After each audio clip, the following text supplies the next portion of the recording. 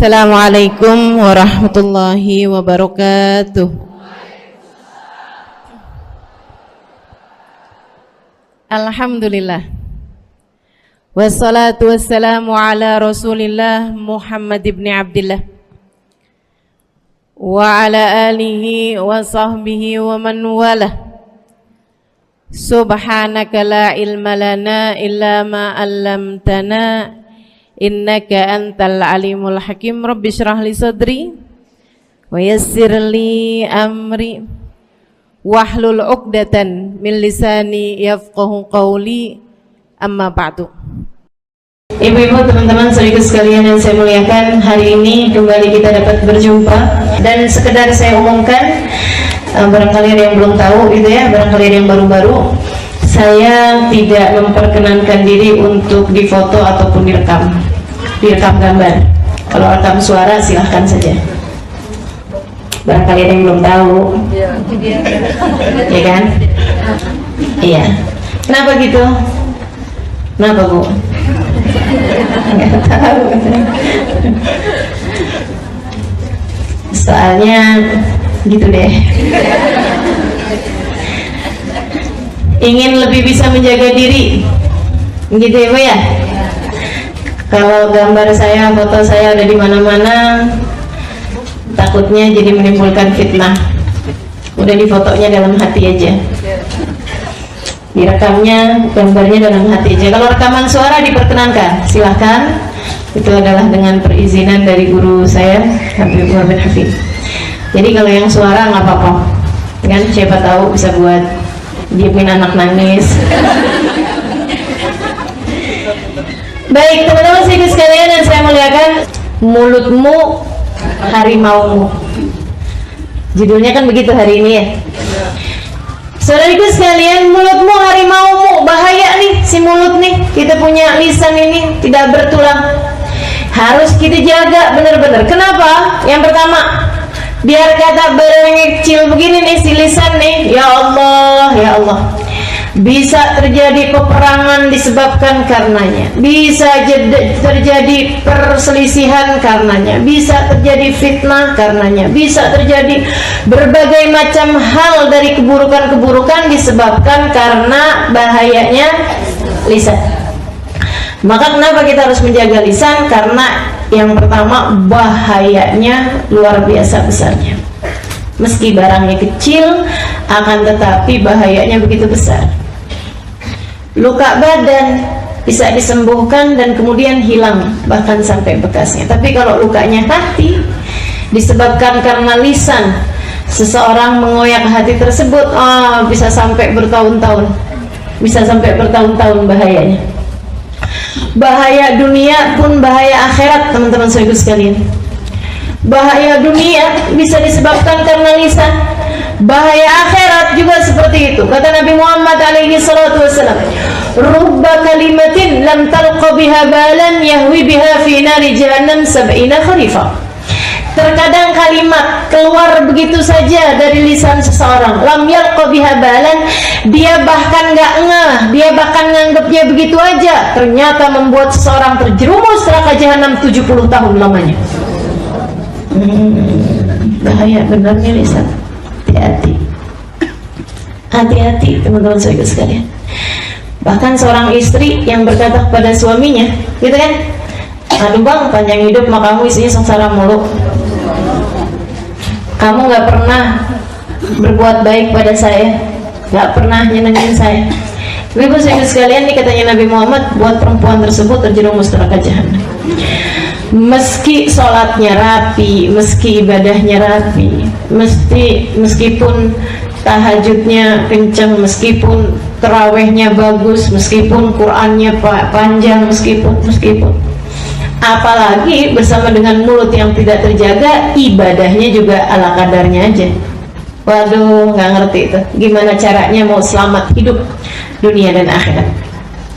Ketika para sahabat menyampaikan kepada Nabi Muhammad SAW, ya Rasulullah, inna jaratana sawamah qawamah. Wahai Rasul, saya punya tetangga, tukang puasa di waktu siang, tukang tahajud di waktu malam. Kayak kita ya, tapi dibalik. tukang puasa di waktu malam. Ya Allah. Jadi teman-teman sekalian, dibilang sawamah qawamah, ahli puasa, ahli tahajud. Ghaira annaha tu'ti jarataha bilisaniha, akan tetapi dia adalah orang yang suka nyakitin tetangganya dengan lisannya. Supaya tetangganya pada ngindarin, kalau mau lewat liatin dia dulu. Ada gak depan rumah? Kalau ada depan rumah mending muter aja dah. Jauhan dikit nggak apa-apa, yang penting nggak kena komentarnya nggak enak. Ada aja gitu. Ya Allah, ya Allah. Kan ada model orang kayak gitu. Tiap ngomong pedes. Kalau nggak pedes pahit. Kalau nggak pahit asem. Ya Allah. Nah ini bahayanya kita nih. Kita kalau disebutin orang kayak begitu, kita nggak nunjuk diri sendiri gitu. Bahayanya kita nih. Ya Allah, mudah-mudahan ilmu kita manfaat. Begitu kayak begitu nggak bilang ada nggak? Ada, nggak bilang iya saya. Nah gitu. Jadi kita nginget orang, saya bukan gitu ya. La ilaha illallah. Mudah-mudahan Allah bimbing kita. Allah jaga kita, Allah pelihara kita, amin. Cuman dia suka nyakitin orang, wahai Rasul, dengan lisannya dia. Gimana nih? Nabi dengan serta-merta menjawab, innaha finnar, sungguhnya tempatnya di neraka. Serem benar. Yuk kita jaga kita punya lisan. Insya Allah. Bahayanya sangat amat besar. Kemudian yang kedua, kenapa kita perlu jaga lisan-lisan kita? Teman-teman saudaraku sekalian yang saya muliakan, karena lisan ini adalah semacam komandan bagi seluruh anggota tubuh. Kita tahu bahwa hati kita adalah rajanya.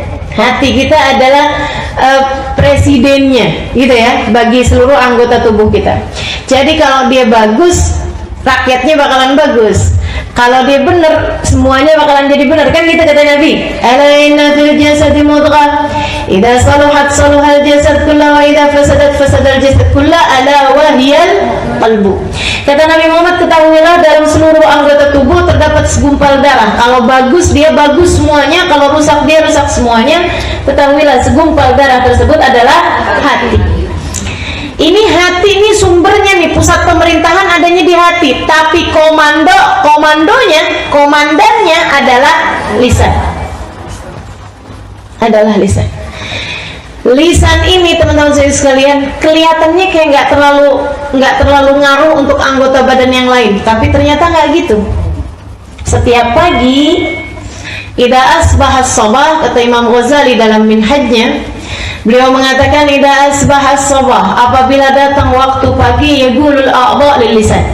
Semua anggota tubuh nih bilang sama lisan, ya lisan, in istaqamta istaqamna wa in wajajta i'wijajna. Wahai lisan, kami serahkan urusan kami padamu untuk kamu komandani, untuk kamu komando. Kalau kamu lurus, kita lurus. Kalau kamu bengkok, kita bengkok bersama denganmu. Jadi kalau lisannya bilang kanan, anggota tubuh semuanya ikutan kanan. Kalau lisannya bilang kiri, anggota tubuh semuanya bakalan kiri. Maksudnya gimana? Teman-teman sedikit sekalian yang saya muliakan, kalau ingin memperbaiki seluruh anggota tubuhmu yang 7 nih, bukan termasuk hati ya di situ ya. Kalau mau benahi anggota tubuh yang 7, semuanya memang bergantung dari hati. Tapi mau ngerjain kebaikan-kebaikan, itu juga lisan punya pengaruh yang cukup besar. Kalau dia benar, biasanya anggota tubuh yang lain bakalan benar. Kalau lisan nggak benar, bakalannya seluruh anggota tubuh yang lain nggak benar. Karena lisan ini juga merupakan juru bicaranya hati. Orang kan nggak kelihatan nih, kalau lagi diem kayak begini nih, semuanya nih nggak kelihatan. Baik nggak kelihatan. Apalagi pakai kerudungan semua, tutup aurat semua, gitu ya. Semuanya ke orang baik semua. Amin. Begitu ngomong, baru tuh kelihatan. Alhamdulillah kalau di majlis kan nggak banyak ngomong. Saya doakan yang ngomong. Jadi yang ketahuan baik nggak baiknya saya doakan. Ya Allah, ya Allah. Ini nih lisan nih. Kalau dia baik, baik seluruh anggota tubuh. Kalau dia rusak, rusak seluruh anggota tubuh. Ikutan, ngaruh, ketularan. Jadi nih kalau ngomongnya orang tuh setiap kali ketemu orang ngomongin orang. Tiap kali di jalanan kerjanya ngumpat orang. Tiap kali apa aja ngomongnya nggak pernah bagus gitu. Itu nanti liatin aja, mata bakalan ikut nggak bener ngelihatnya, telinga bakalan ikut nggak bener lihatnya, kaki bakalan melangkah ke tempat-tempat yang nggak bener, tangan bakalan bergeraknya nggak bener, yang masuk ke dalam perut pun bakalan menjadi sesuatu yang nggak baik. Lisan semuanya, kalau baik baik semuanya, kalau nggak baik semuanya. Makanya teman-teman saudaraku sekalian, coba perhatikan, kalau pagi-pagi tuh ucapan pertamamu tuh apa? Pagi-pagi. Lagi kalau yang bangunnya terlambat. Sial nih, misal, gitu ya. Udah langsung, ya ampun, nih mama telat nih. Waduh, ngomel pagi-pagi. Teman saya ada yang cerita, Ustazah mohon maaf ya, saya waktu itu ada menginap di rumah dia gitu.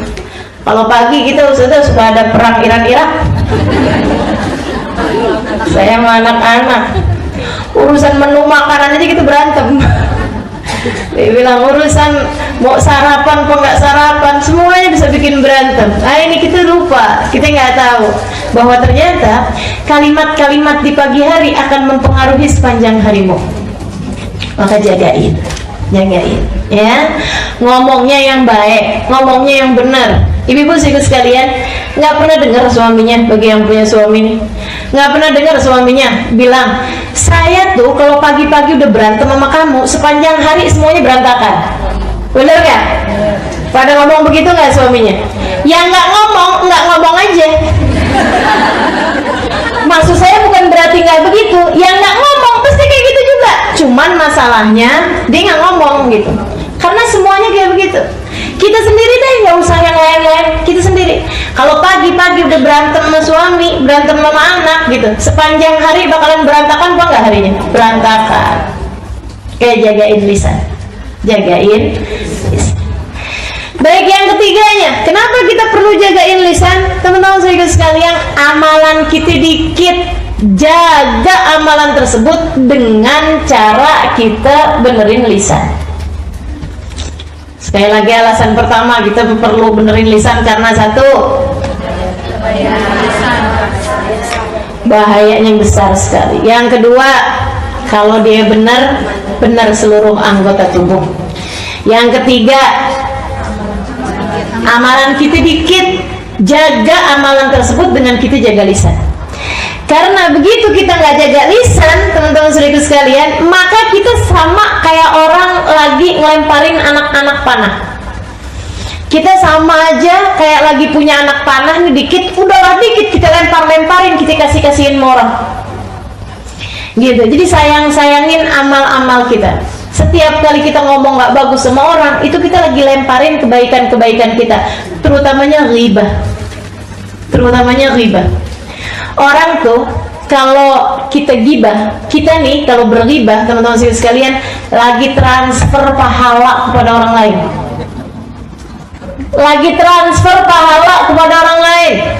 Nabi Muhammad cerita, kata Nabi Muhammad, araftum manil muflis, tahukah kalian siapa orang yang muflis, orang yang bangkrut?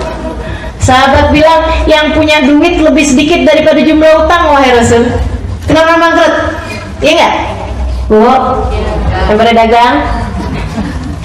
Kita kalau punya uang, punya aset lebih sedikit daripada jumlah hutang yang kita punya, namanya kita adalah orang bangkrut. Kata Nabi Muhammad alaihissalam, oh iya, itu bangkrut menurut kalian. Terus bagaimana menurutmu, wahai Rasul? Nabi cerita, orang bangkrut adalah orang yang datang di hari akhirat nanti bawa pahala segede gunung. Diseret-seret pahala itu dengan perasaan bangga di padang mahsyar. Sampai kemudian datanglah hari perhitungan.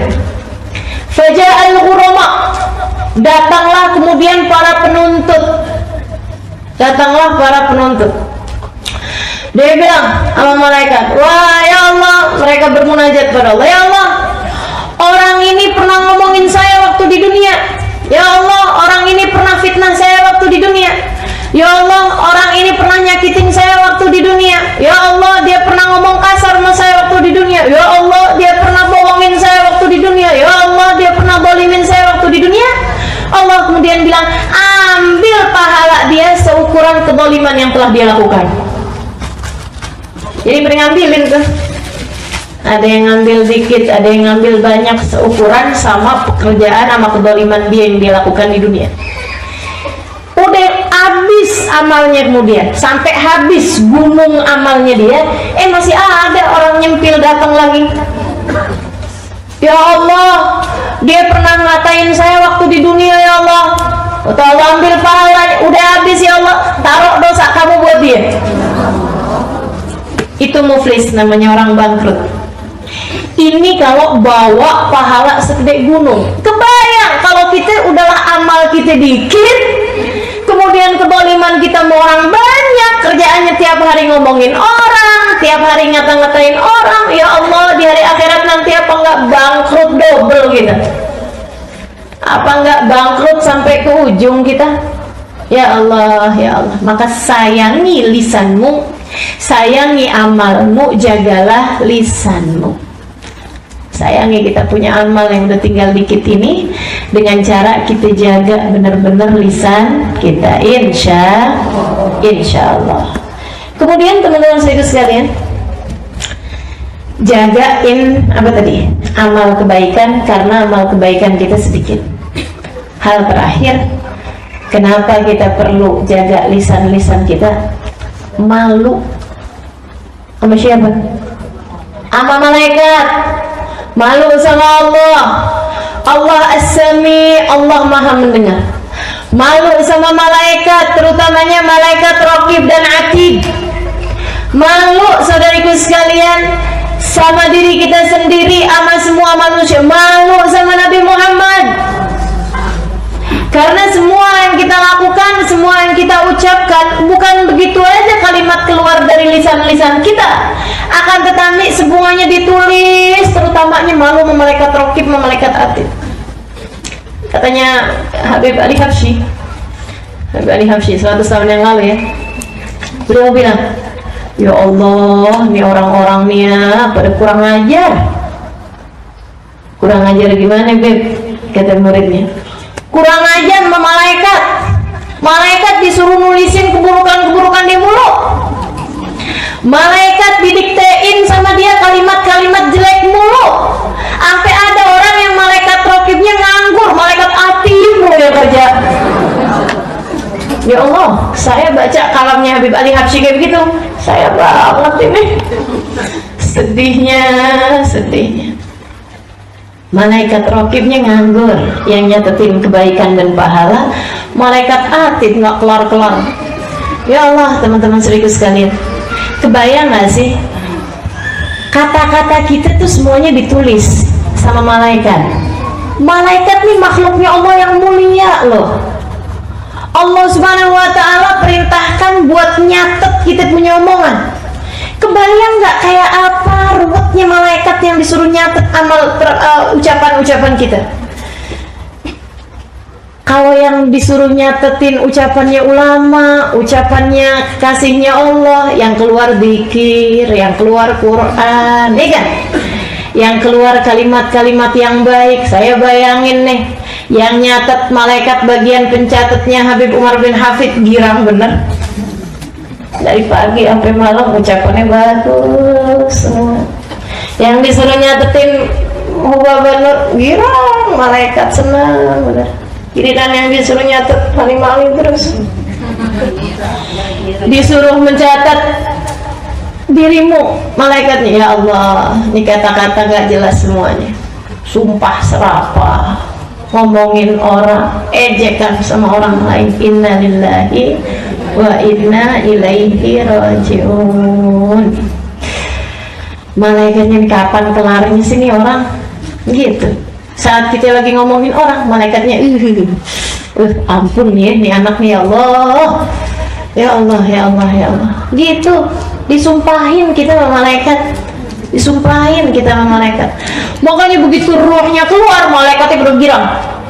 Malaikat Raqib sama malaikat Atid girang bener begitu ruhnya keluar, meninggal dunia. Alhamdulillah, ya Allah, keluar dari urusan sama dia nih. Gitu.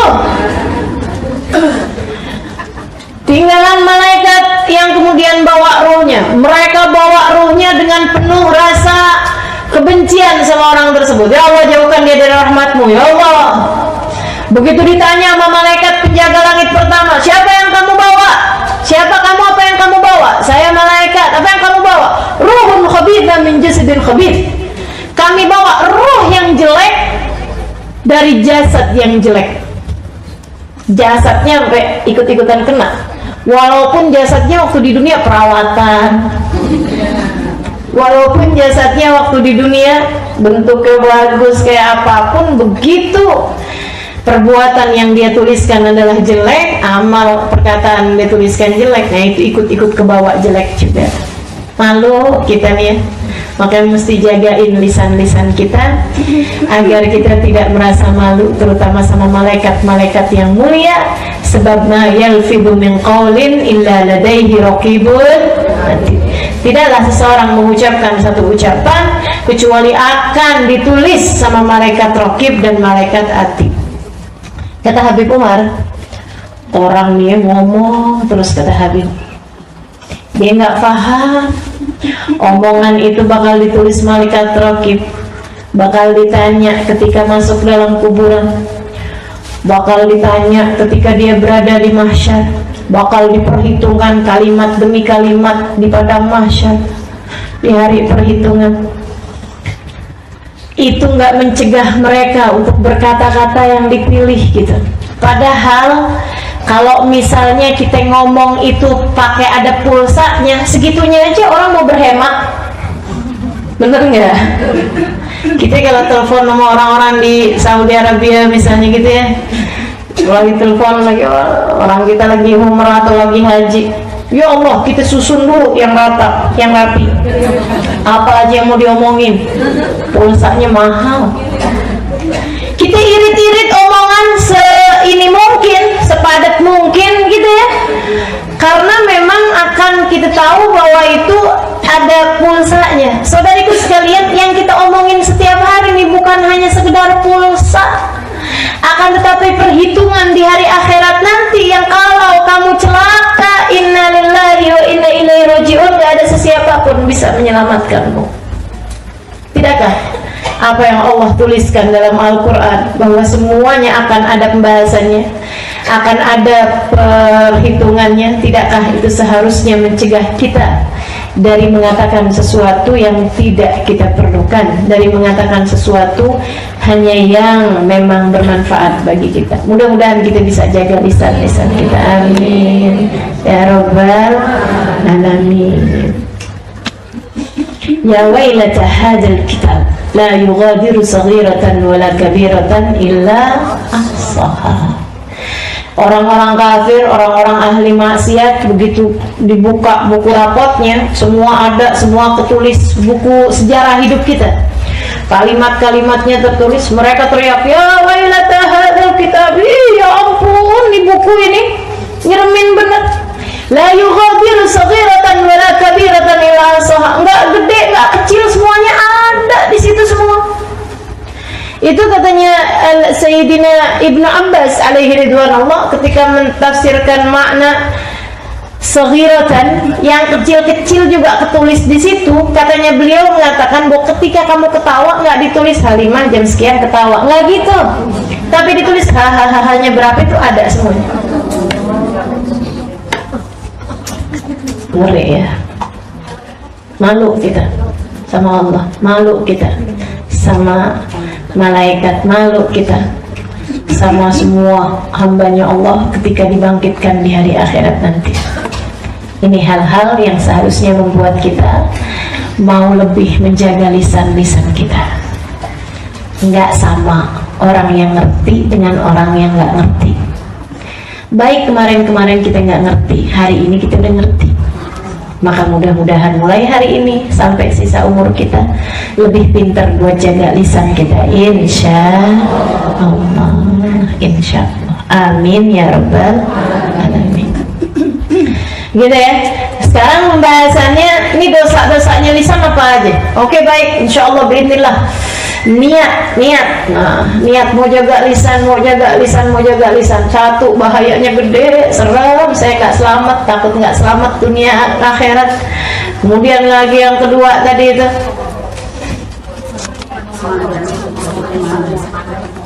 iya, kepengen bisa jaga lisan biar anggota tubuh juga jadi lebih gampang untuk kita jaga juga, karena semua anggota tubuh tergantung lisan sebagai komandannya.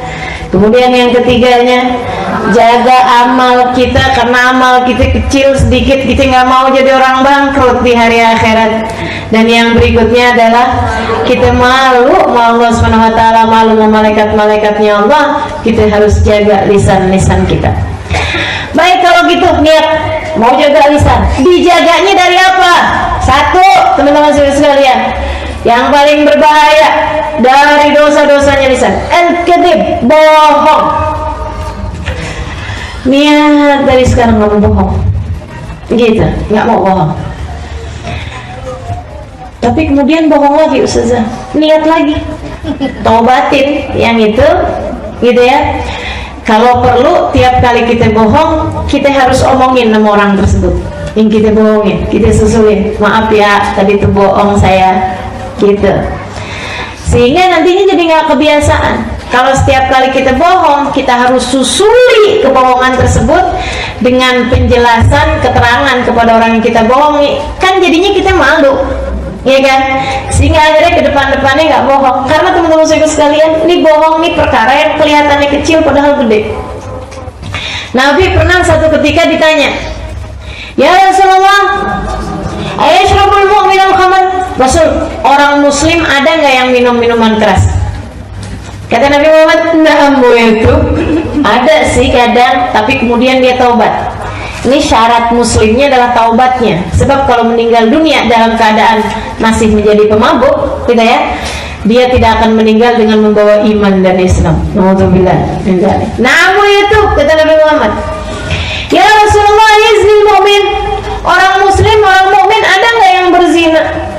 Bukan berarti ngentengin dosanya zina ini ya, tapi ada nggak gitu orang mukmin terjerumus dalam dosa zina kemudian dia bertaubat? Artinya kalau ada seseorang yang kemudian asalnya dia berzina kemudian dia bertaubat, jangan dipikir wah sudah mungkin, itu si neraka udah kangen sama dia tuh. Belum tentu teman-teman. Kalau dia taubat, pintu rahmatnya Allah, pintu taubatnya Allah SWT masih mungkin untuk terbuka bagi. Kata Nabi Muhammad, na'am itu ada, tapi kemudian dia taubat Allah SWT. Ya Rasulullah, ayasidul mu'min alal mu'min, ada nggak orang mu'min hasad sama orang mu'min lainnya? Na'am itu, kata Nabi Muhammad, ada, tapi kemudian dia bertaubat. Nabi disebutkan beberapa dosa, semuanya Nabi Muhammad bilang na'am itu, bahkan dosa-dosa yang besar seperti yang tadi saya sampaikan. Sampai kemudian, ya Rasulullah, ayakdzibul mu'min, wahai Rasul, ada nggak orang mukmin yang bohong? Enggak, kata Nabi Muhammad, enggak ada. Innama yaftaril kadhiba alladziina la yu'minuna billah, karena hanya orang yang tidak beriman kepada Allah yang bisa ngarang-ngarang cerita, yang bisa bawa-bawa cerita, yang bisa bohongin orang banyak. Itu hanya orang yang tidak beriman kepada Allah. Jadi pikiran kita nih, adakah kita muslim di sisi Allah? Karena alhamdulillah kita nggak zina, alhamdulillah kita nggak minum minuman keras, alhamdulillah kita nggak bunuh orang, alhamdulillah kita nggak sihir. Akan tetapi bohong. Kapan terakhir kamu bohong? Tadi malam misalnya. Ya Allah, serem benar. Muslimkah kita? Mukminkah kita di mata Allah Subhanahu wa ta'ala? Yuk tegesin, saya tidak mau bohong, gitu. Kalau bercanda doang gimana Ustazah? Usahakan tidak berbohong bahkan dalam bercanda sekalipun, gitu ya, kecuali kalau orangnya tersebut paham bahwa itu memang adalah kebohongan untuk permisalan aja gitu ya. Nah itu seperti itu nggak masalah. Tapi kalau kemudian memang bohong yang orangnya pahamnya bahwa itu benar terjadi padahal nggak terjadi, ya Allah, luar biasa besarnya. Apalagi kalau bohongnya bawa nama Nabi Muhammad. Gimana bohong bawa nama Nabi? Misalnya dalam sebuah hadis dikatakan padahal hadisnya nggak ada, itu bohong tentang Nabi Muhammad. Atau misal tadi malam saya mimpi Nabi, padahal enggak. Misalnya Nabi bilang katanya nyuruh kamu nyumbang. Itu teman-teman saudaraku sekalian bahaya yang luar biasa. Kata Nabi Muhammad SAW, "Man kadziba ilayya kidbatan falyatabawa maq'adahu minan nar." Siapa yang membuat bohong, berita bohong tentang aku, sesuatu hal yang tidak aku lakukan, sesuatu hal yang tidak aku ucapkan, falyatabawa maq'adahu minan nar, suruh siapin tempatnya di neraka. Kaplingnya lagi disiapin di neraka. Naudzubillah min dzalik. Hati-hati sama bohong, hati-hati sama bohong, hati-hati sama bohong. Nabi bahkan bercandanya pun nggak pakai bohong, tetap lucu tuh bercandaan Nabi, nggak pakai bohong. Tahu bercandaannya Nabi? Ada orang mau berangkat, izin berangkat, pamitan Nabi berangkat pergi dagang. Nabi kemudian bilang, oh iya silahkan aja. Kamu nanti berangkatnya naik anak unta kan? Dia bilang, enggak lah Rasul, saya naik unta. Masa naik anak unta? Maksudnya saya nggak akan naik unta kecil gitu loh. Masa pergi-pergi mau naik anak unta? Kan orang kebayang anak unta kan kecil gitu. Dia bilang, ya Rasulullah, masa saya pergi naik anak unta? Saya pergi naik unta ya Rasulullah. Nabi kemudian bilang, emangnya unta anaknya kerbau? Iya sih, unta kan juga anaknya unta.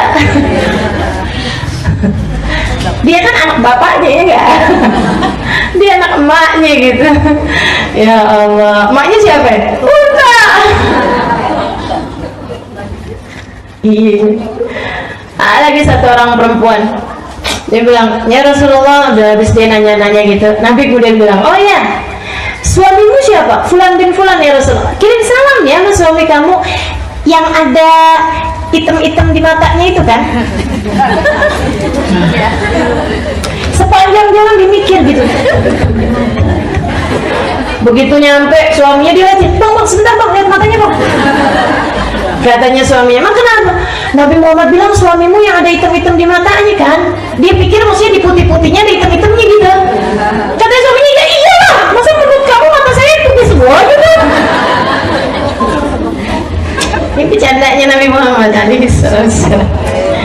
Nggak pakai bohong Nabi Muhammad bercanda, tetap lucu. Ya nggak garing. Nabi satu ketika makan kurma barengan sama sahabat gitu. Akhirnya kemudian Sayyidina Ali bin Abi Thalib mau bercandain Nabi Muhammad alaihi wasallam. Jadi ini Sayyidina Ali gitu ya, dia makan kurmanya itu bijinya tuh ditaruhin di tempatnya Nabi Muhammad. Kayaknya Nabi Muhammad yang makan paling banyak gitu kurmanya gitu ya. Dek, taruh di tempatnya Nabi gitu, bercanda. Makanya emang nggak baik orang kaku sampai semua orang nggak berani gitu. Nabi tuh nggak kayak begitu, sahabat bercanda sama Nabi Muhammad alaihissalam. Taruh Sayyidina Ali nih. Nah, belum Sayyidina Ali ngomong, misalnya kayak Nabi makan kurmanya paling banyak ya, itu sambil ngelirik-lirik sahabat. Belum, dia nggak ngomong gitu, masih baru lirik-lirik sahabat gitu. Nabi makannya paling banyak kurmanya. Nabi udah duluan, liatin Ali, kata Nabi Muhammad, liatin Ali, kayaknya dia makan kurma sama bijinya. Soalnya di depan dia kan ada bijinya. Alaihi salatu wassalam. Nyenengin Nabi itu ya bercandanya, nggak pakai bohong teman-teman sekalian, nggak pakai bohong. Alaihi salam. Mudah-mudahan Allah Subhanahu wa taala kasih kepada kita kemuliaan akhlaknya Nabi Muhammad alaihi salam. Ma kadib qattul hayati Nabi Muhammad nggak pernah bohong sekalipun seumur hidupnya, bahkan untuk urusan darurat sekalipun. Urusan darurat Nabi nggak pakai bohong. Teman-teman jadi sekalian yang saya muliakan, Nabi Muhammad misalnya urusan darurat kayak apaan tuh, yang padahal tempat tersebut tuh udah boleh bohong, itu segitunya Nabi nggak pakai bohong. Nabi pernah satu ketika sebelum beliau jadi Rasul, sebelum Nabi Muhammad diutus menjadi Rasul, lagi zaman-zaman umur gitulah 30-an tahun barangkali. Suatu ketika Nabi lagi berdiri di satu tempat di pengkolan jalan gitu ya. Nabi lagi nungguin seseorang, Nabi diri di situ. Ada orang lari-lari. Dia kemudian bilang kayak begini, Muhammad, Muhammad tolongin saya, Muhammad, Al-Amin tolongin saya, Al-Amin. Kata Nabi, kenapa? Saya dikejar orang karena dikira saya bunuh, mereka mau bunuh saya balik. Ada orang mau bunuh saya, ada sekelompok masyarakat mau bunuh saya. Mereka bilang saya bunuh orang, jadi kan dibunuh lagi tuh. Padahal saya enggak, katanya gitu. Yang nggak tahu dia beneran bunuh apa enggak, tapi bagaimanapun kan ya orang harus diselamatkan, ya kan? Urusannya nanti jangan main hakim sendiri gitu maksudnya. Dia kemudian lewat jalanan tersebut, Nabi Muhammad bilang, iya, akan saya tolongin kamu gitu maksudnya. Dia masuk, kemudian nggak lama ada orang lewat di situ. Nabi habisnya di jalan tuh, Nabi yang asalnya berdiri duduk. Kemudian orang-orang pada datangan gitu ngejar dia juga gitu kan. Muhammad, Muhammad, kamu lihat nggak ada orang begini, begini, begini, begini yang tadi tuh? Nabi jawabnya kayak gini, mundu majelis tuh fala, sejak saya duduk di sini saya nggak lihat.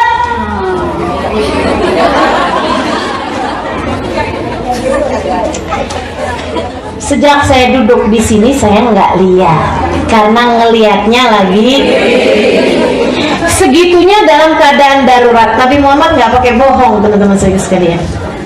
Nah, tapi jangan kemudian ini darurat nih, saya cari cara dah bahasa.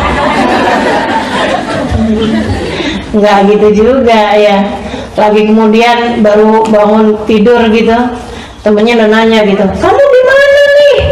Kita udah nungguin lama nih, kan hari ini jadi oh iya lupa. Dia kemudian jalan ke kamar mandi, dibilang di jalan menuju kamar mandi maksudnya. Darurat saja, darurat apaan? Ya darurat itu namanya. Namanya nanya OTW gitu ya, OTW kamar mandi maksudnya. Itu bohong kalau itu mah bukan darurat. Jadi sekalian jangan biasakan, jangan biasakan. Itu. Jadi saya kalau ditanyain sama orang kan, Ustazah udah sampai mana? Karena tempatnya nih masih jauh nih padahal. Ustazah sekarang udah sampai mana? Saya bilang depan mobil kijang hijau. Nggak ketahuan ada di mana kan? Serius nih Ustazah sampai mana? Sampingnya truk. Pokoknya yang penting jangan sampai bohong. Kita usahakan, kita niatkan dalam keadaan apapun, mendingan jangan bohong. Kenapa? Teman-teman sekalian, itu tadi iman kita bermasalah nih kalau kita suka bohong. Iman kita bermasalah. Kemudian yang keduanya lagi, mesti biasanya kebohongan itu akan disusul dengan kebohongan yang lain. nih. Innal abad la yakdzib. Seseorang kemudian bohong. Bohong tersebut kemudian ngajakin dia buat bohong selanjutnya, bohong selanjutnya, bohong selanjutnya, hatta yuktab indallahi kadzdzaba, sehingga dia ditulis di sisi Allah Subhanahu wa taala sebagai tukang bohong. Fawailul lil mukadzibin. Celaka orang yang selalu berdusta. Celaka kata Allah. Ngeri benar. Makanya teman-teman sekalian, kita jagain bohong kita itu, jangan sampai kita bohong, sehingga kita nggak harus tutupi itu dengan kebohongan. Kayak bohongnya mak-mak nih seringnya nih. Saya tahu lagi nyuci baju suaminya ada yang kresek-kresek di saku, pas dilihat 100-an ribu, kayaknya dia lupa. Kita beliin dah lipstick, kita beliin barang, suaminya nanya, nggak kelihatan saya 100.000 di saku. Enggak. Bohong kan? Bohong kan? Kok bisa ya? Saya inget banget ada duit saya tuh 100.000 di saku. Lupa kali kamu. Udah kamu jajanin kali, bohong lagi. Yang nyuci kemarin siapa? Kalau kemudian yang nyuci orang lain, si ini, jangan-jangan dia, Allah, jadi akhirnya panjang. Padahal bilang aja, ya ampun bang, saya kirain abang lupa.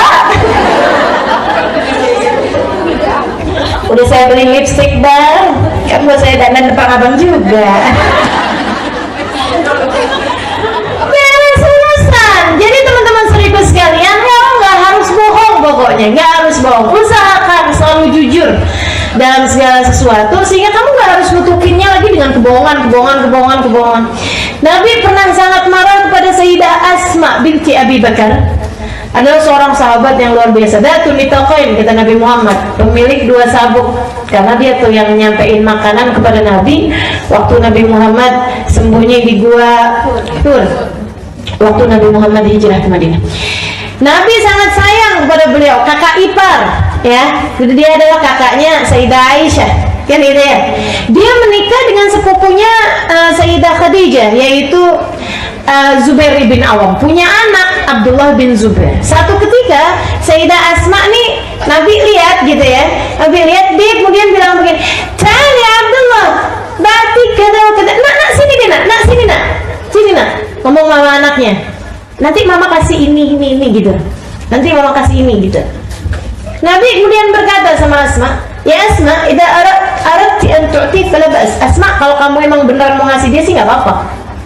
Tapi kalau enggak Asma, kamu sebenarnya nggak mau ngasih dia, cuman mau biar dia datang, gitu ya. Kamu janjiin sesuatu. Ibu-ibu sih yang saya liatin seringnya kayak gini, jangan nangis nak, jangan nangis, nanti mama. Nah tuh.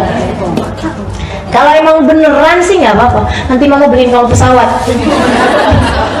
Pesawatan. Gitu ya. Itu kalau emang kita niat mau beliin dia pesawat-pesawatan gitu, nggak apa-apa. Tapi kalau misalnya enggak, katanya Nabi Muhammad, faqad kadzibti, kamu udah bohong. Wa lam tibnakil kadzib, dan kamu udah ngajarin anakmu bohong. Dan yang ketiga, wa kutibti indallahi kadzabah, kamu akan ditulis di sisi Allah sebagai tukang bohong. Segitunya bohong sama anak kecil, semua dari kita ngerjain. Gimana kalau bohong sama orang dewasa? Gimana kalau bohong sama orang yang seharusnya kita hormati? Suamimu misalnya, orang tuamu misalnya, orang-orang yang kamu sayangi, kamu bohongin. Innalillah wa inna ilaihi rajiun. Jagain, jangan bohong. Bahkan yang semua orang udah ngerjain, kayak itu tadi tuh, OTW, gitu ya, udah di jalan atau apa aja kebohongan yang biasa-biasa semua orang kerjain, jangan kerjain itu.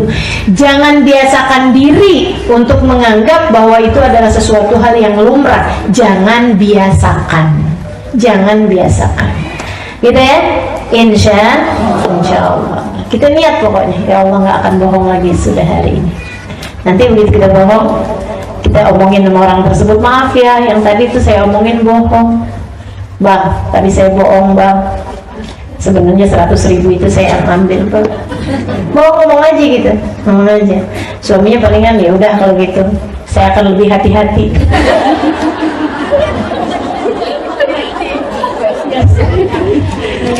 Ya Allah, gitu ya. Jadi teman-teman sedikit sekalian, saya muliakan, jangan biasakan bohong.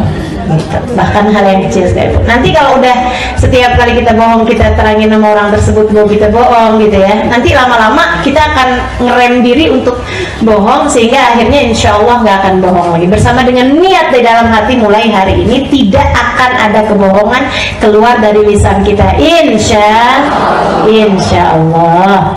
Kemudian yang kedua, wah ini bahayanya nggak kalah gede nih. Apa tuh? Ghibah, yaitu ngomongin orang, teman-teman seriku sekalian. Kata Allah, wailul likulli humazatil lumazah, celaka orang yang suka membicarakan aib orang lain di belakangnya atau membicarakan aib orang lain depannya. Maksudnya ta'ir dia, maki dia, caci dia, depannya dia berarti, atau di belakang, ngomongin di belakang, sama-sama celakanya. Wailul likulli humazatin lumazah. Humazah itu yang hamz, maksudnya yang pelan-pelan, jadi di belakang gitu. Kalau yang lumazah terang-terangan di depan dia gitu ya. Nah itu dua-duanya sama-sama celaka. Ketika ditanya apa itu ghibah wahai Rasulullah yang disebutkan oleh Allah SWT dalam Al-Quran, gitu ya, katanya Nabi Muhammad, dzikra akhal muslim bima yakrah law sami'ah. Ghibah adalah membicarakan aib saudaramu, membicarakan sesuatu tentang saudaramu yang kalau dia dengar dia bakalan marah, dia bakalan kesel, dia bakalan gak senang. Gitu, itu namanya ghibah. Walaupun benar Rasulullah, walaupun benar, kalau kamu bohong, faqad bukti kamu telah fitnah. Jadi kalau kita bohong, kita benar ngomongin orang sesuatu yang memang ada dalam diri dia gitu, memang ada dalam diri dia, itu namanya kita udah ghibah. Kalau ternyata bohong bersama dengan ghibah, kita ditambah fitnah. Dan fitnah ini asyaddu minal, lebih berat daripada pembunuhan. Emang benar banget ya, pembunuhan tuh pembunuhan karakter. Baik, saudara sekalian, saya melihatkan Allah mengatakan tentang urusan ghibah nih dalam Al-Quran. Kata Allah SWT, فَلَا يَغْتَبْ بَعْضُكُمْ بَعْضًا يُحِبُّ أَحَدُكُمْ أَنْ يَأْكُلَ لَحْمَ أَخِيهِ مَيْتًا فَكَرِهْتُمُوهُ. Janganlah seorang di antara kalian membicarakan aib orang lain itu sama aja kayak makan daging orang tersebut dalam keadaan bangkai. Teman-teman saudara sekalian yang saya muliakan, saya pernah tahu baunya bangkai manusia. Pernah tahu saya. Jadi di daerah sekitaran antara perjalanan antara Situbondo ke Banyuwangi itu kita udah ngelewatin hutan, namanya hutan Baluran. Satu ketika kita buka kaca karena mau lewat nih dalam keadaan, maksudnya kan itu kan hutan gitu ya, bagus udaranya, apalagi mobilnya jarang-jarang yang lewat di situ gitu.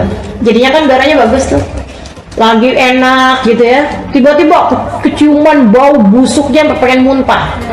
Wah, langsung buru-buru tutup kaca.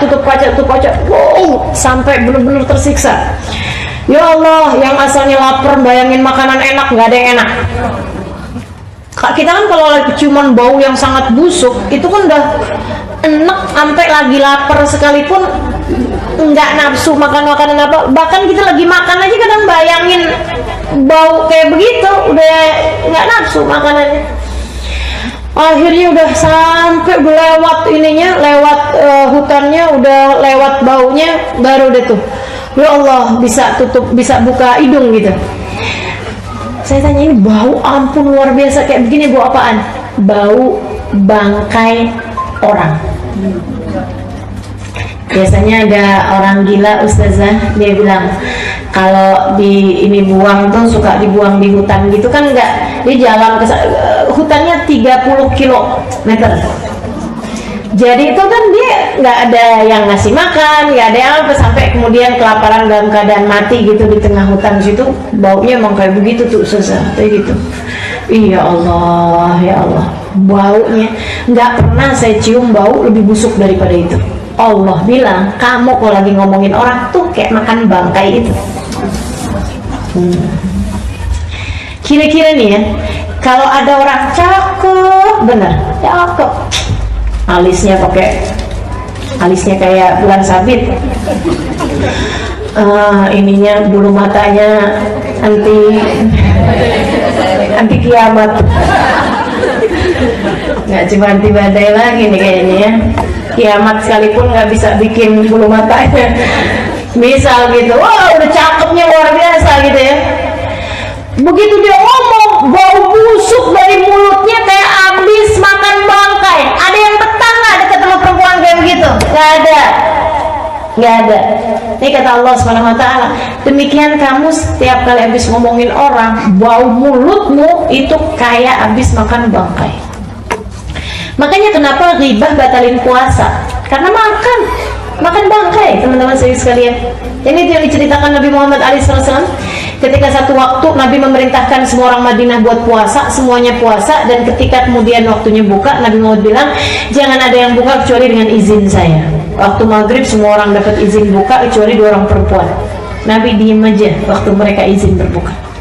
Sampai kemudian mereka malu untuk ngomong sama Nabi. Ada laki-laki dimintain tolong dong sampein sama Nabi, kita boleh buka apa enggak? Nabi dia kemudian masuk, ya Rasulullah inna imra'atan tahtal bab, wahai Rasul ada 2 orang perempuan depan pintu rumahmu, tasta'dina laka an taftura, mohon izin padamu untuk berbuka. Nabi Muhammad bilang, bawa baskom, ambilin baskom, bawain baskom. Kenapa Rasul? Murhuma anta tegaya fi hadzal wi'a, suruh 2 orang perempuan tersebut muntah di tempat ini. Dibawa keluar. Nih menabi kalian berdua suruh muntah. Gimana muntah? Kita kan puasa sepanjang hari ini. Yang ada kita lagi lapar minta izin buat masukin makanan, bukannya kemudian malah ngeluarin makanan dari perut. Dibilang saya juga nggak ngerti, tapi yang saya pahami Nabi itu ma yantiqu anil hawa in huwa illa wahyun, nggak pernah berbicara apa yang dia inginkan, akan tetapi semua ucapannya adalah wahyu dari Allah SWT. Ya muntah. Yang satu mungkin keluar daging busuk, darah nanah busuk luar biasa. Wah, sampai dianya sendiri tuh kebauan, kebusukan. Dianya sendiri sampai tutup hidung gitu.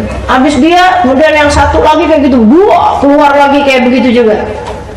Dia pakai tangan sebelah bawa tuh baskom, tangan sebelahnya lagi tutupin hidung si laki-laki ini, masuk ke dalam rumah Nabi.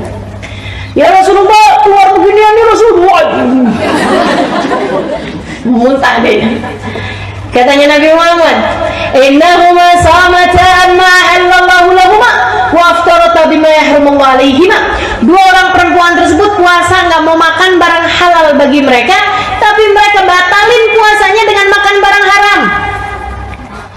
Makan barang halal, kita kalau nggak mau makan nasi uduk, padahal halal. Nggak mau minum kopi, padahal halal, karena kita lagi puasa, kan gitu ya. Akan tetapi orang ini, katanya Nabi Muhammad, membatalkan puasanya dengan makan yang haram. Apa itu? Makan bangkai. Makan bangkai kan haram.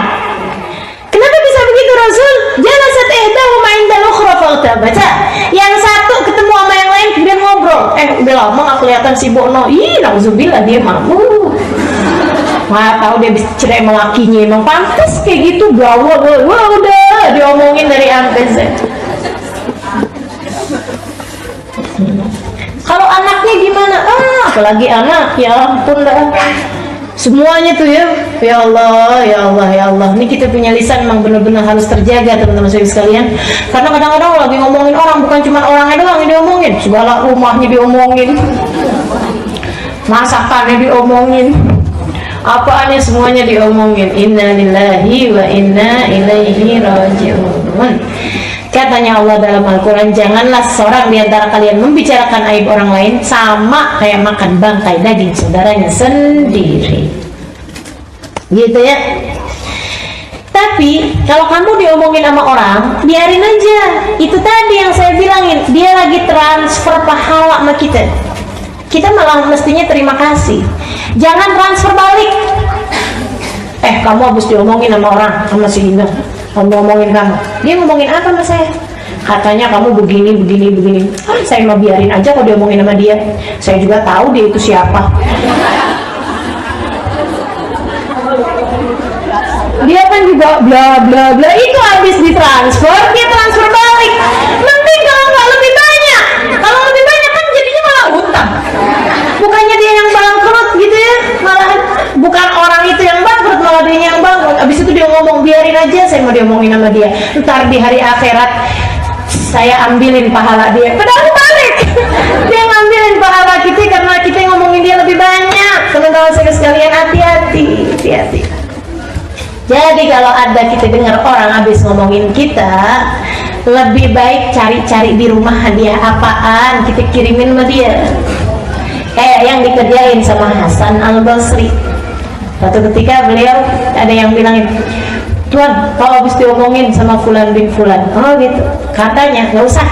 Ya, Hasan Al-Basri, udah nggak usah kamu sebutin apa yang dia habis omongin sama saya.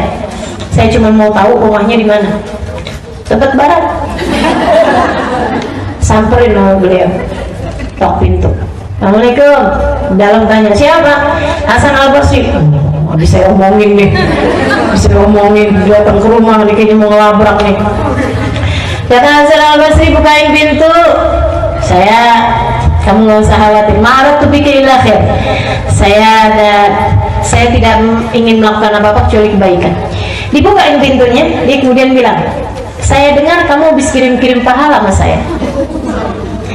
Saya cari-cari hadiah apa gitu yang pantas atas kebaikan yang kamu udah lakukan. Saya cuma ketemu rutop, kurma-kurma basah tuh. Dia bilang, ambillah ini untukmu. Terima kasih atas kebaikan yang kamu lakukan. Bengong orang. Gitu gimana?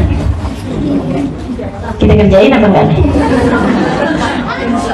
Ya begitu kita dengar ada orang habis ngomongin kita, langsung transfer pulsa. Kasih ya.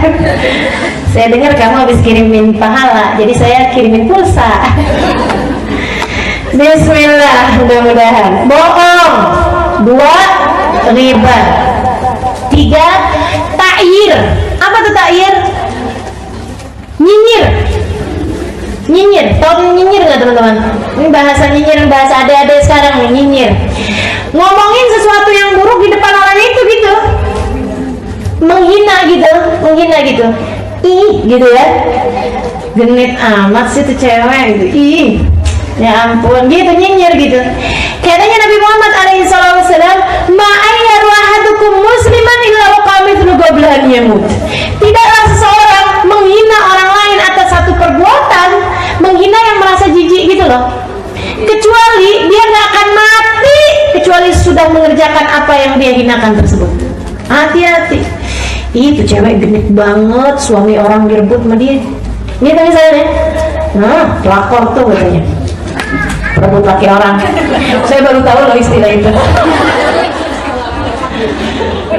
Ya Allah, ya Allah. Teman-teman saya sekalian, hati-hati. Begitu kita nyinyir sama seseorang, kita nggak akan mati kita kecuali setelah ngerjain perbuatan tersebut. Mau? Nggak mau. Makanya hati-hati. Kata Sayyidina Ali bin Abi Thalib, "Lau ayyartul hubla la khasyitu an ahbal." Dia bilang, abis Nabi Muhammad ngomong kayak begitu, saya nggak pernah mau hina atau nyinyir sama siapapun, bahkan orang yang hamil. Gitu. Saya takut kalau saya nyinyiran orang yang hamil, Allah kasih kehamilan sama saya. Sayyidina Ali bin Abi Thalib.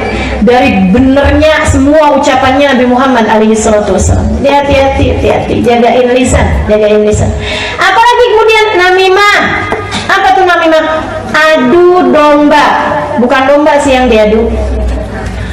Kita bawa omongan dari satu orang ke orang yang lain, biar orang tersebut kemudian berselisih paham, gitu ya.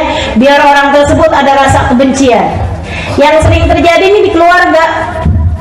Seorang istri ngomong sama mertuanya jelekin suaminya, ntar dia ngomong sama suaminya jelekin ibunya dia, ibunya suaminya jelekin mertuanya, sehingga antara anak sama ibu jadi terpisah, jadi rasa ada saling benci gitu. Bang, kamu bang mesti omongin bang sama ibu kamu tuh bang, katanya nggak bisa kerja lah, katanya inilah itulah gitu. Nanti bilang sama mertuanya gitu, mami nggak tahu aja nih anak mami itu kayak apaan. Waduh, sampai antara emak sama anaknya jadi jauh hatinya. Ini yang ngerjain kayak begini, siap-siap dunia, siap-siap akhirat. Siap-siap di dunia bakal digituin sama mantu-mantunya. Siap-siap di akhirat bakal dipisahin dari orang yang dia cinta. Sebab siapa yang memisahkan antara orang tua dengan anaknya, bahkan kambing sekalipun. Kalau kambing kita beli, dia punya anak gitu ya, nggak boleh dibeli emaknya doang, anaknya enggak. Apalagi kemudian dibeli untuk disembelih, emaknya doang, dia punya bayi kambing yang lagi nyusu. Ini katanya Nabi Muhammad alaihissalam, siapa yang memisahkan antara ibu dari anaknya, bahkan kambing, di hari akhirat nanti dipisahkan dia dari orang yang dia cintai. Itu kambing, apalagi orang, apalagi suamimu, apalagi dia sama mertua, sama ibunya dia sendiri. Kamu memisahkan antara dua orang tersebut, bersiap-siaplah di hari akhirat nanti kamu terpisah dari orang-orang yang kamu cinta. Serem teman-teman saya sekalian. Namimah bahaya, ya. Sampai Nabi Muhammad bilang, la yadkhulul jannah namam, la yadkhulul jannah namam, nggak akan masuk surga orang yang suka namimah. Apalagi dosanya mulut. Ini kita mesti rada cepet-cepetan ini ya, karena banyak nih, ada 10 yang saya tulisin, yang saya siapin. Baru berapa tuh tadi? Sumpah palsu. Jangan biasa sumpah, wallahi anak nggak gitu, wallahi anak nggak bakalan begini, wallahi. Jangan, udah deh gitu. Nama Allah loh teman-teman sekalian, la taj'alullah urdatan li aymanikum.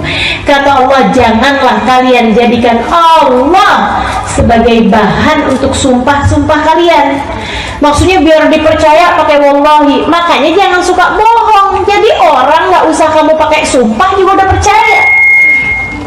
Kenapa kamu ngerasa perlu pakai sumpah ketika bilang sama suamimu, ketika bilang orang tuamu, ketika bilang sama sahabatmu, misalnya gitu ya?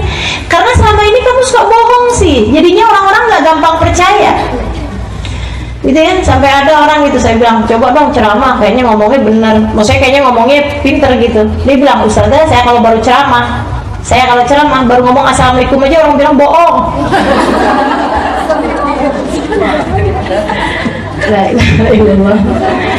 Ya Allah, ya Allah. Jadi gitu, kita nggak akan perlu bersumpah, apalagi pakai nama Allah kalau kita selama ini tidak bohong, gitu ya.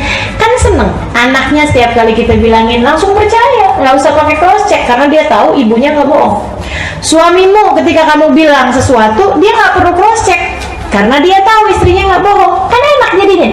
Dipercaya sama setiap orang. Yuk kita biasakan sehingga kita tidak merasa perlu bersumpah. Imam Asy-Syafi'i alaihi ridwanullah, kata Imam Syafi'i, ma halaftu billahi qad, saya nggak pernah sumpah dengan nama Allah sama sekali seumur hidup saya. La sadikan wala kadiban, bener aja saya nggak sumpah, apalagi bohong, nggak pernah saya, kata Imam Syafi'i. Kenapa? Ya Allah, nggak pantas banget saya sebagai seorang hamba pakai nama Allah buat kepentingan saya. Gak pantas kan? Demi Allah saya nggak lihat, demi Allah saya nggak begini. Ngapain pakai nama Allah gitu? Jangan teman-teman sekalian. Bener aja nggak perlu kita pakai nama Allah untuk sumpah kita. Masa pantas kita seorang hamba pakai nama Allah Tuhan kita untuk dipercaya sama orang, untuk bisa Allah pakai buat kepentingan kita, kan nggak pantas. Maka jangan bersumpah. Apalagi kalau sumpah tersebut ternyata nggak benar, pakai nama Allah untuk sumpah palsu. Innalillahi wa inna ilaihi raji'un. Yang berikutnya, saudaraku sekalian yang saya muliakan, lisanmu jagain dari apaan? Dari buka aibnya orang. Dari buka aibnya orang. Itu tadi termasuknya ghibah tuh, buka-buka aibnya orang. Siapa yang buka aibnya orang, Allah bakal buka aibnya walaupun di dalam kamarnya sendiri. Gitu katanya Nabi Muhammad alaihissalatu wassalam. Hati-hati. Kemudian jaga pula lisan kita dari memuji diri sendiri. Nggak perlu muji-muji diri sendiri sama orang-orang, gitu ya. Kamu nggak tahu siapa saya. Emang siapa kamu? Saya juga nggak tahu. Ya Allah, jangan suka puji diri sendiri gitu.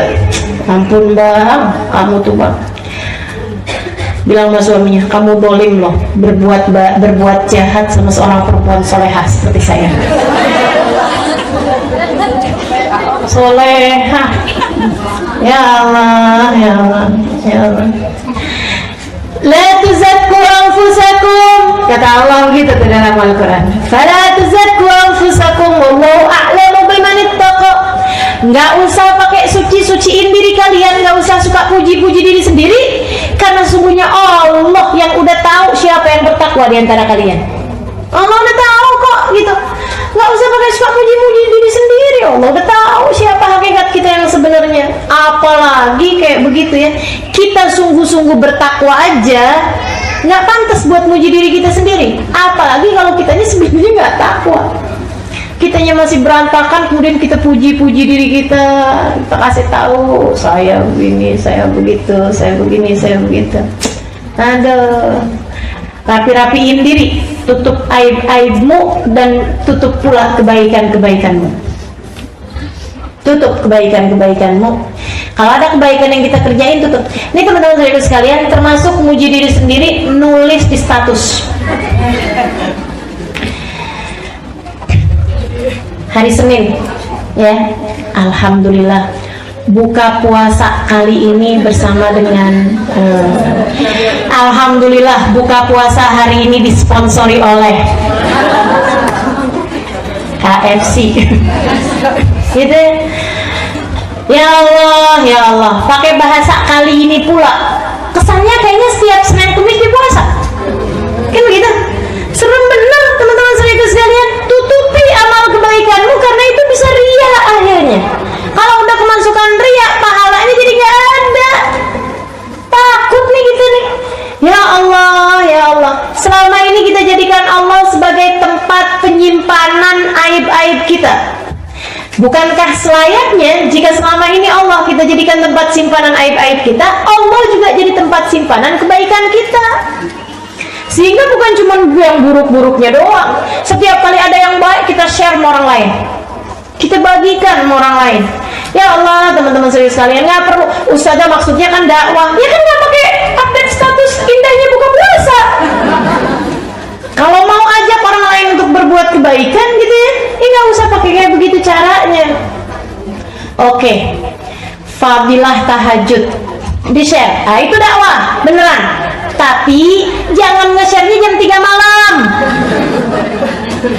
Orang tahu kalau kamu habis bangun tahajud. Hati-hati saudara sekalian yang saya muliakan, habis amalmu dengan kamu share kepada orang lain. Ada ceritanya orang, nggak keburu saya cerita, terusin aja.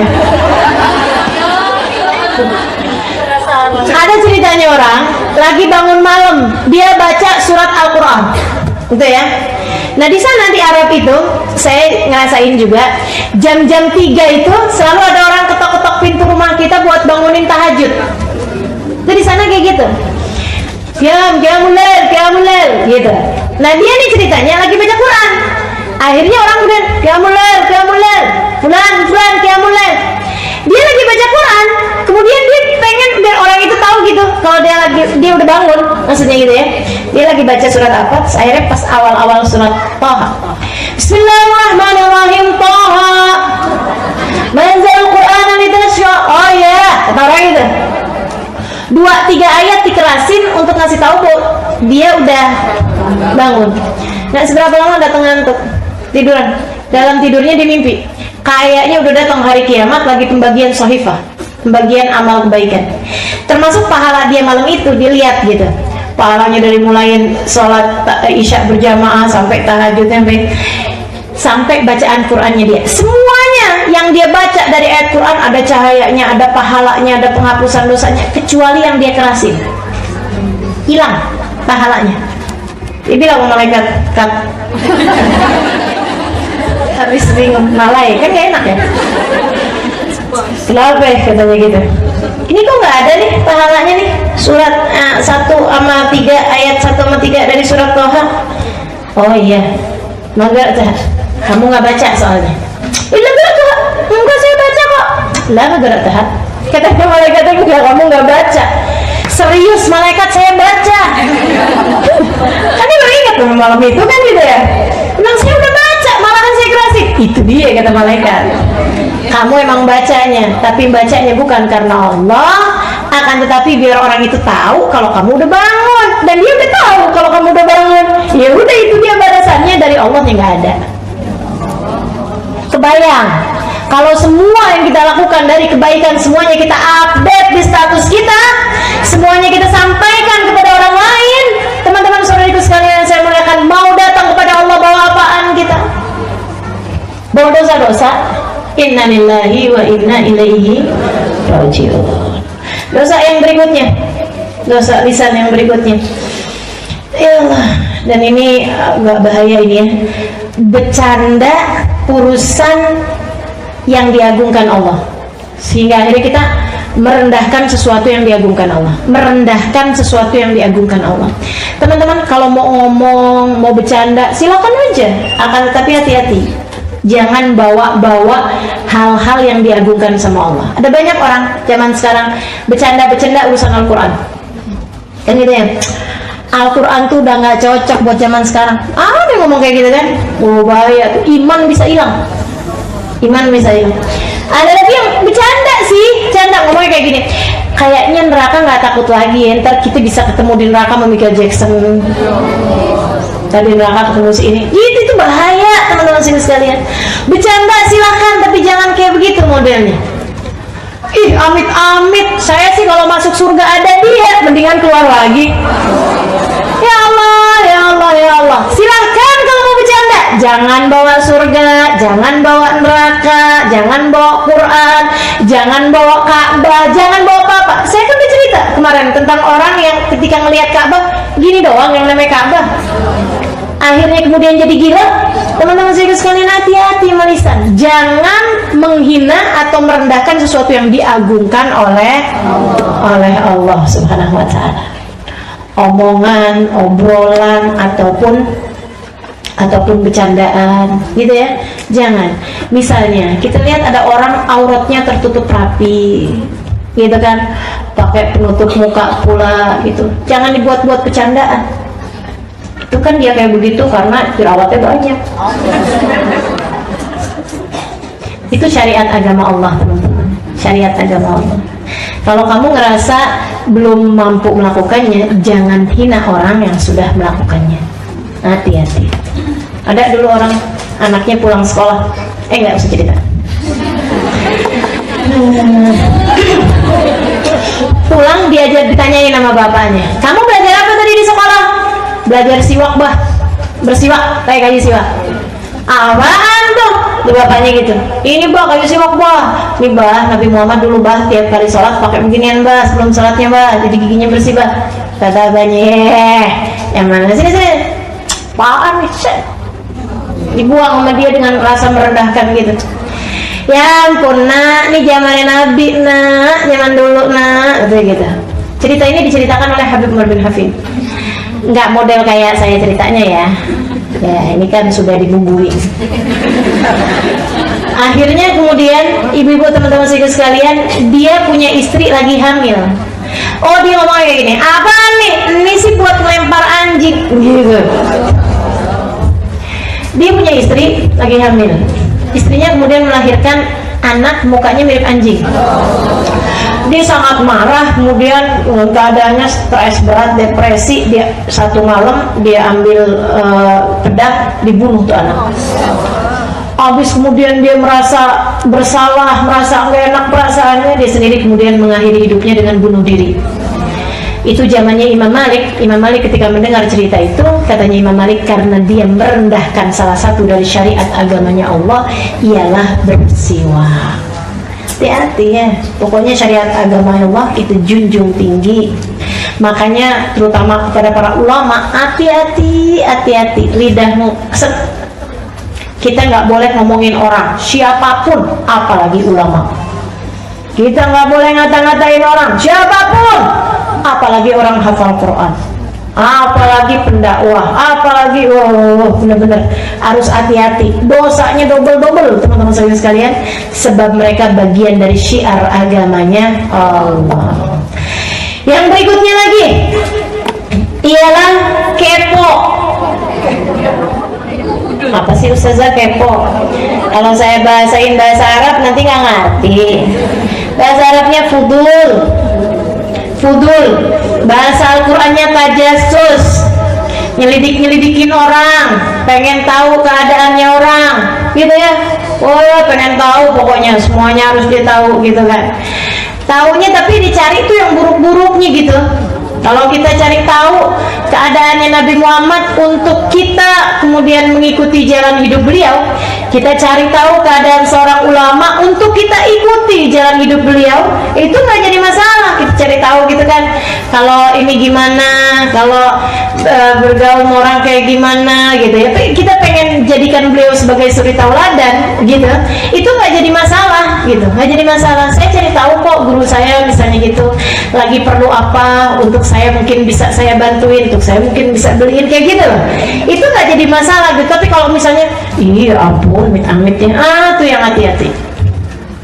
Cari tahu orang lagi berantem nguping gitu ya, tetangga suami sama istri gitu kan, suami istri pengen tahu gitu yang dipakai apa, belanja ke tukang sayur liatin, Banyak yang kayak begitu. Banyak nggak? Kita masuk apa enggak? Masuk apa enggak? Masuk. Ya Allah. Sekarang nomor berapa?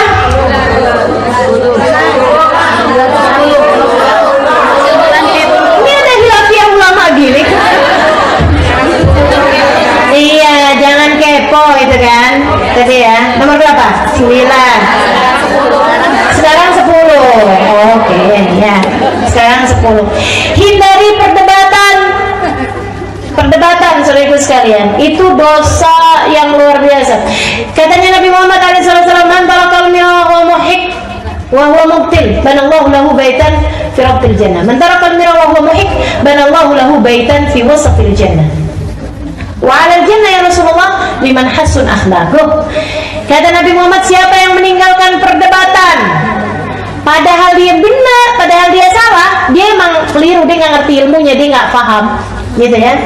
Siapa yang meninggalkan perdebatan padahal dia salah, emang dia nggak ngerti gitu ilmunya, gitu, Allah akan bangunkan bagi dia sebuah rumah di surga yang bagian bawah. Tenang teman-teman, biar kata bawah juga adem.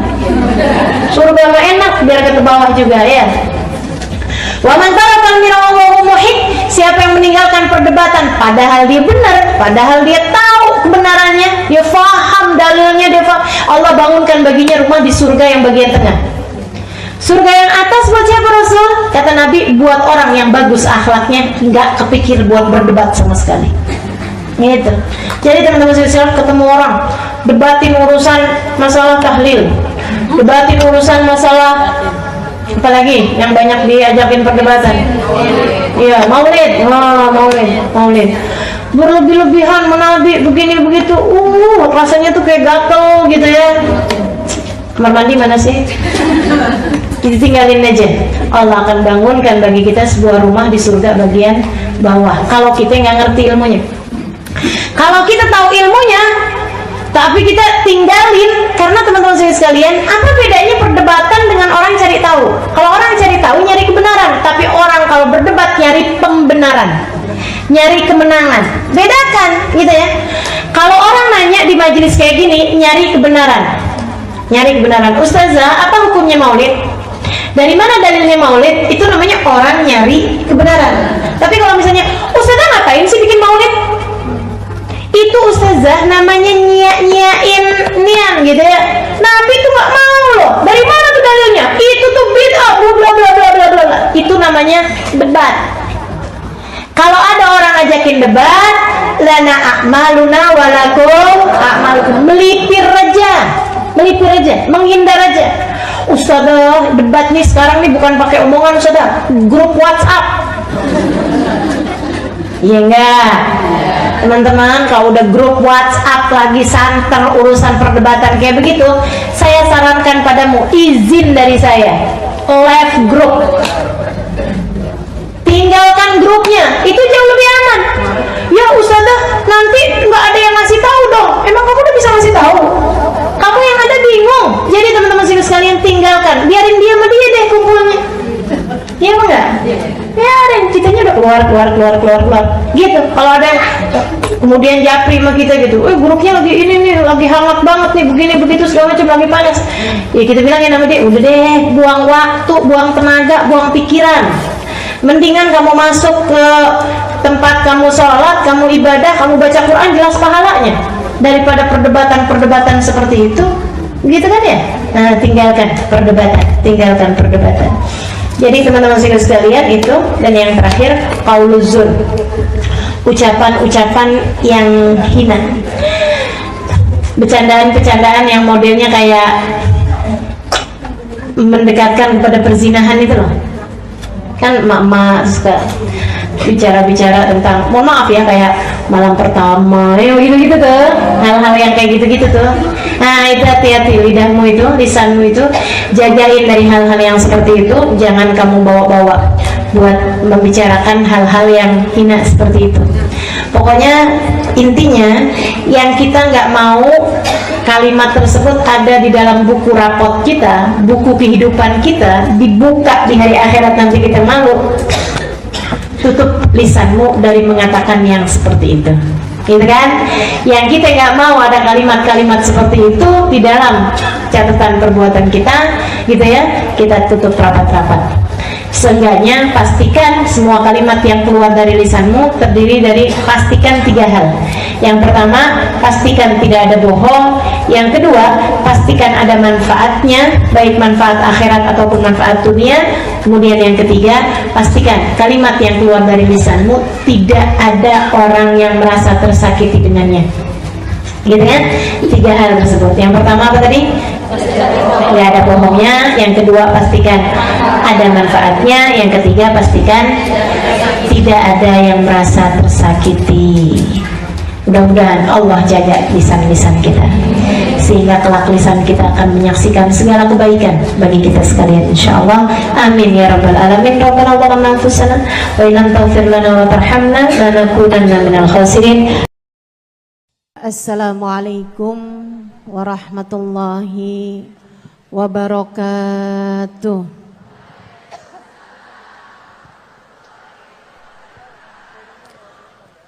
Alhamdulillah, wassalatu wassalamu ala rasulillah Muhammad ibn Abdillah wa ala alihi wa sahbihi wa man wala.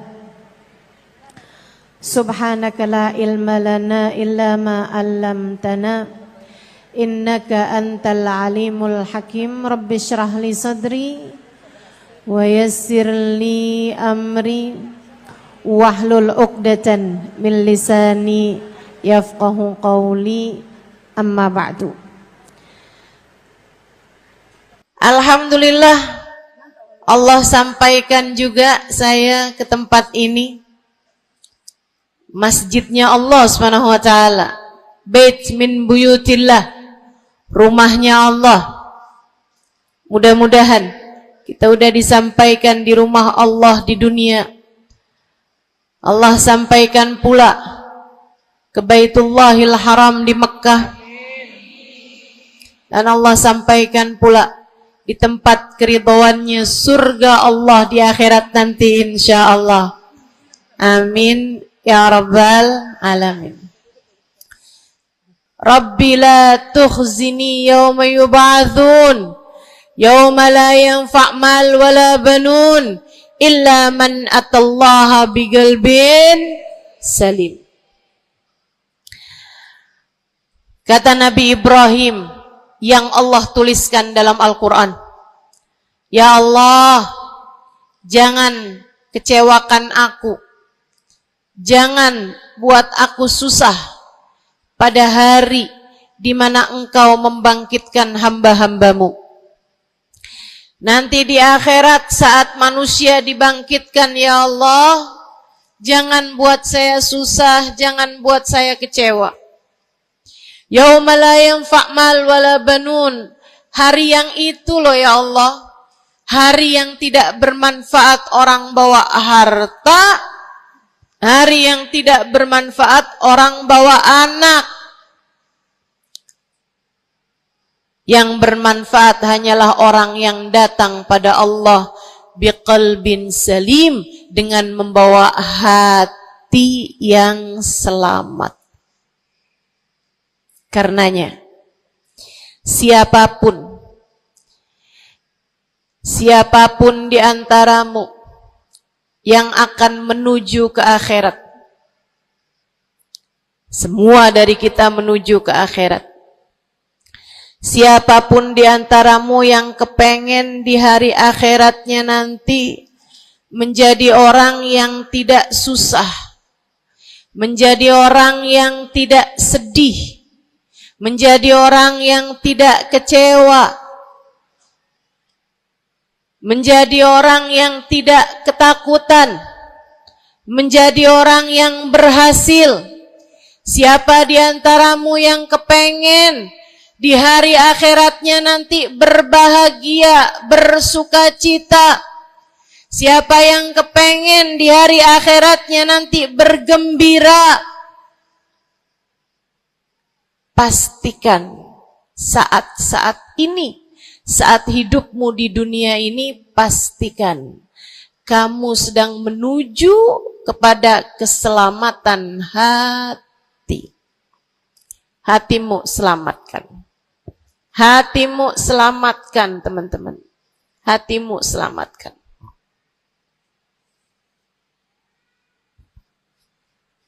Semoga Allah karuniakan kepada kita selamatnya hati, insya Allah. Amin. Semoga Allah menyelamatkan hati kita semua. Semoga Allah menyelamatkan hati kita semua. Nabi kita Muhammad menyebutkan dalam salah satu hadisnya, ala inna fil jasadi mudghah, idza salahat salahal jasad kulluh, wa idza fasadat fasadal jasad kulluh. Ala wahiyal qalbu. Kata Nabi, ketahuilah sungguhnya dalam diri manusia terdapat segumpal darah. Apabila ia bagus, ia selamat, ia bersih, selamatlah seluruh anggota tubuhnya. Apabila ia rusak, ia hancur, ia gelap, ia mati, maka hancur pula lah